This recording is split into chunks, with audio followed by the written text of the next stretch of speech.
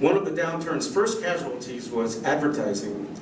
Print publications of all kinds took a huge hit, laying off staff, and in some cases, folding. Bloggers perceived this crisis as an opportunity. If print was dying, something had to replace it. Why not blogs? It soon became clear, though, that while there was nothing to stop anyone from blogging, there remained one insurmountable problem: how to make money at it. Lots of wine bloggers said they had no interest in making money, but were simply blogging out of love. Others made no secret of their desire for a revenue stream. And as I came to know many of the bloggers, it became clear to me that they did want to make money and were increasingly frustrated by their inability to do so. I was lucky in that my day job paid the bills so that I did not have to monetize Heimoff.com. I think my blog is a success because it's well written. I've done nothing to promote it. It might have caught some eyeballs early on because of my title at Wine Enthusiast, but it would not have succeeded in the long run if it sucked. I take no advertising, which makes me, I think, the exception. I almost never tweet. I don't even know what an RSS feed is, or Dig, or Delicious, or any of that stuff. Every once in a while I mention my blog on Facebook, but as some of my Facebook friends know, I tend to reserve my Facebook page for my political rants. And they are frequent. I try to be as transparent as I can be. The only way I could be more transparent would be to put a webcam in my house and be on cam 24/7. I don't censor anyone from my blog. Anyone can say whatever they want within the bounds of decency, and I reply to comments as the spirit moves me. There have been 3 or 4 remarks in the history of my blog that I did not approve because they were blatantly insulting or self-promoting.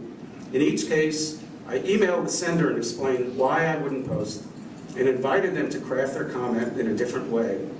That's 4 comments out of 10,000 and counting. Some people complain that I have to pre-approve their comments at all. That's a bogus issue. The reason I pre-approve comments is to prevent spam from going up. I'm not censoring anyone. I mentioned transparency. That's one thing bloggers, you, have taught me. I've learned from you the value of authenticity, of interactivity, of connecting, of being available for give and take, making myself vulnerable, coming down from the ivory tower and having conversations. To tell you the truth, I never thought about transparency before I started blogging.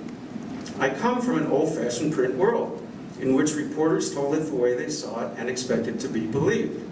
That's the way it was, as Walter Cronkite might have said. It wasn't because I felt smarter or superior. It was just because it was my job to write about wine, and I assumed people thought that I was telling the truth. It wasn't until I was plunged into the blogosphere that I started to understand the new paradigm. I welcome it. I can see why people like Parker, Tanzer, Andy Blue, and the boys at Wine Spectator have gotten into trouble. They thumbed their nose at the bloggers and insulted them instead of taking the time to play in the sandbox. I hope that even people who criticize what I said will give me credit for playing in the sandbox.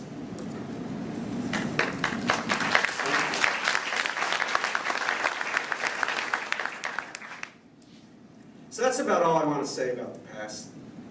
Where are we now? Here's a summary of what we know, or what we think we know. There are 1,000 wine blogs in America. We need a definition, I think, of which ones are important. One definition is eyeballs and visits, but solid statistics are difficult to obtain. Another definition is which blogs do important wineries perceive as important. Which blogs does Gallo send wine to? Which blogs do the top PR people tell their clients to send wines to? Everybody has his or her own list. I think there are probably 15 or 20, no need to name names. And I think that the nominees of the Wine Blogger Awards are also entitled to be considered among the most important. We know also that wineries are beginning to use wine bloggers. Doesn't deserve a round of applause. I don't know what that. We know that predictions concerning the death of print were greatly exaggerated, except for a handful of magazines like Gourmet, which may come back, and today's paper has a story that Condé Nast says, yes, it's coming back in digital form. The magazines and newsletters that dominated 5 years ago dominate the field still. We know, or at least hope, that the recession is coming to an end, and with recovery, we can expect print advertising, which accounts for 80% of magazine revenue, to pick up. Wine Enthusiast is experiencing this, and our subscriptions are way up to record numbers. This could well mean a new era of strength for print magazines that survived the recession. What else do we know? We know that a younger generation lives online. We know there are 70 million millennials, and that wineries are trying like crazy to figure out how to make friends with them. As, for instance, by hiring social media directors, Artie Wallace is out there someplace, and getting involved in online activities. We know that many wine bloggers are building brands across multiple online platforms, increasing their readership and importance. It's very important.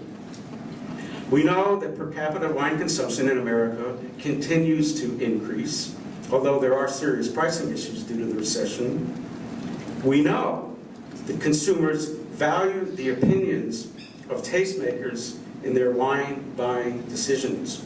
They still need help deciphering the infamous wall of wine, although they're no longer sure exactly whom to trust, especially if they're younger.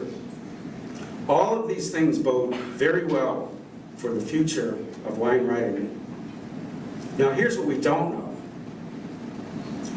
We don't know if 5 or 7 years down the road, wine consumers, distributors, restaurateurs, and merchants will be as obsessed with critical reviews as they are now and have been for a generation. Even if they are, we don't know if consumers will discover a new handful of critics as the boomers retire, or if consumers will base their wine buying decisions on other parameters. We don't know if any superstars will emerge from the world of wine blogging. There's Gary Vaynerchuk, of course, but in my opinion, he's a phenomenon we can discount from our calculations. No one else is likely to repeat what he did, no matter how many videos they make. We don't know how any form of wine social media can make money. I mean, enough for someone to make a decent living.